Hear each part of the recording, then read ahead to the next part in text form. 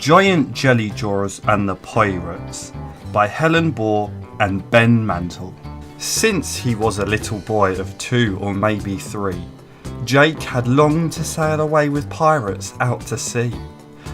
And now at last the day had come for Jake to say ahoy. He was going to join a pirate crew and be their cabin boy. "Hurry up, landlubber," Snort-Nosed Ned cried. "Don't delay. This treasure map will make us rich. Our anchors away." All the pirates on the ship were fearsome rabble-rousers.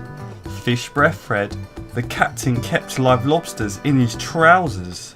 And as Jake soon discovered, they were quite revolting too.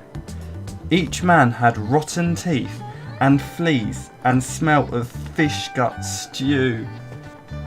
Although Jake tried to fit in once the ship was out at sea, his hands were soft, he smelt of soap, he cried when he scratched his knee. He didn't have the head for heights to climb to the crow's nests. He didn't have the heart to catch the rats who were a pest.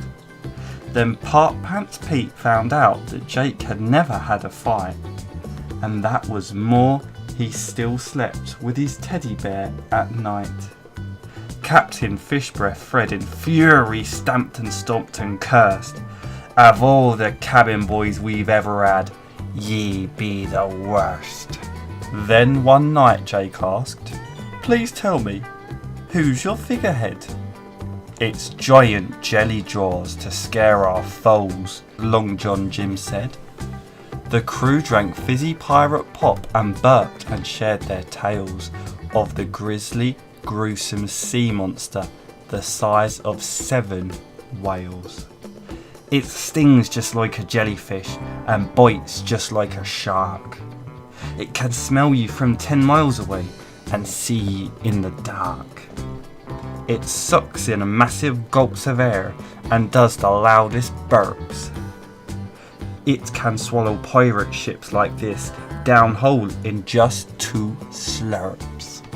Next morning, Butt-Beard Bob woke all the pirates up with a yell. He'd seen another Jolly Roger high above the swell. "Shake a leg, me hearties, get your PJs off for starters. A scurvy bunch of boil rats wants to have our guts for garters." The whole crew jumped straight to it, getting ready for a fight. Except for Jake, who hid behind some kegs of pop in fright. The other pirates soon arrived and caused a huge uproar. "Give up ye treasure map, ye grubs, or be prepared for war." Captain Fish Breath Fred stood firm and snorted in disgust.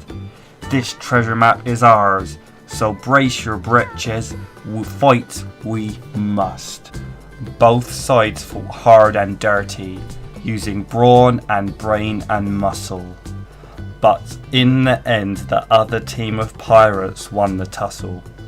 Shiver me timbers, mateys, the situation stank. Without some kind of miracle, our boys would walk the plank. Still down behind the kegs of pop, Jake looked on in dismay. However was he going to make things right and save the day? Then inspiration struck. After a quick and canny think, Jake opened up a keg and guzzled all the fizzy drink. In a matter of mere moments, his small tummy grew quite round. Then down from deep within it came a rumbly sort of sound. The bubbles rose up to his nose and tickled like a feather. But Jake sniffed hard to snort them down and pursed his lips together. When the time was right at last, Jake didn't have a doubt. He opened up his mouth and let a monster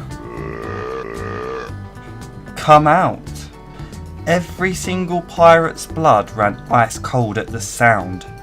A noise like that meant Giant Jelly Jaws must be around. "Abandon ship," the captain of the rogue pirates decreed.